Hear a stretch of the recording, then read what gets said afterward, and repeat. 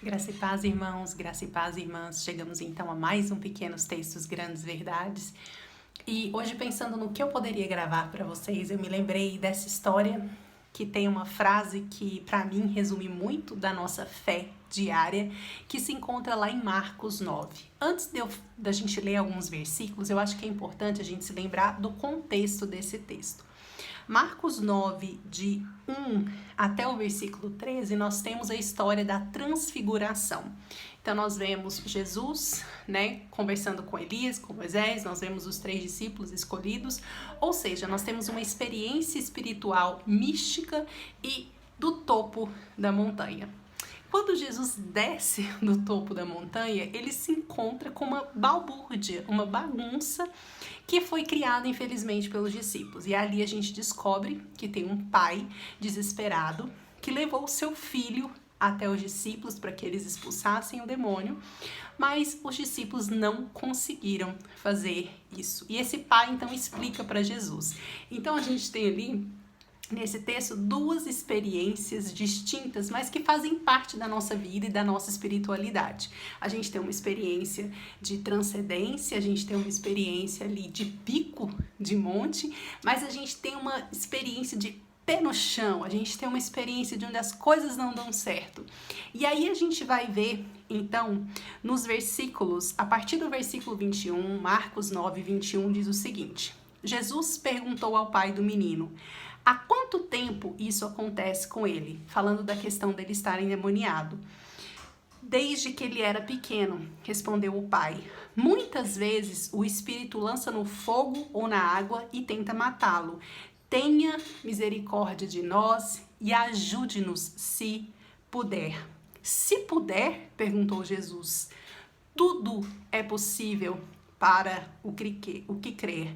No mesmo instante, o pai respondeu: eu creio, mas ajuda-me a superar a minha incredulidade. É interessante a gente se lembrar que quando esse pai fala se podes, ele já estava com a fé baqueada. Ele já estava um pouco desacreditado. Porque provavelmente falaram dele a respeito de Jesus, falaram a respeito dos discípulos, e quando ele chega ali e se encontra com os discípulos, eles não conseguem resolver o problema dele.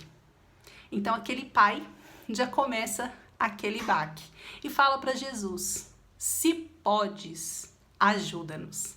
Aí Jesus: peraí, que aqui é outra situação. Se podes, tudo é possível ao que crê. Naquele momento, o pai toma um susto e fala: e agora? Qual é a resposta? E ele resolve colocar o pé para fora do barco. Ele resolve fazer como Pedro, ele resolve colocar o pé diante do Mar Vermelho, mas não sem reconhecer que tem dificuldades. E é exatamente por isso que ele fala: Senhor, eu creio, ajuda-me na minha incredulidade.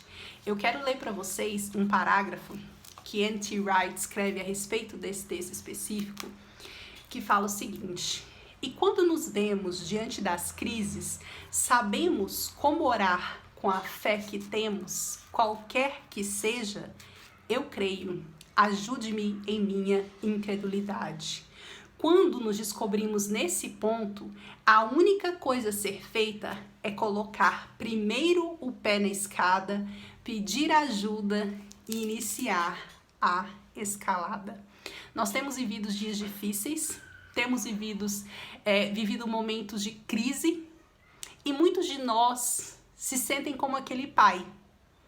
Mas é incrível a gente perceber que Deus aceita a nossa oração, a oração do nosso momento, de falar: Senhor, eu creio, ajuda-me na minha incredulidade.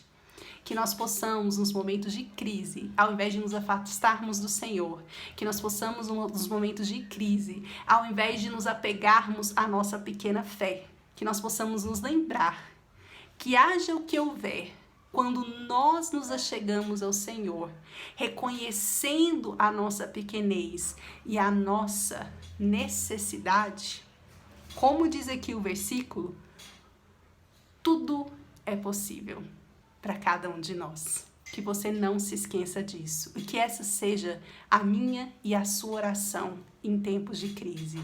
Senhor, eu creio. Ajuda-me na minha incredulidade. Um beijo. Meu pai estará aqui com você amanhã e eu te vejo na terça da semana que vem. Tchau, tchau.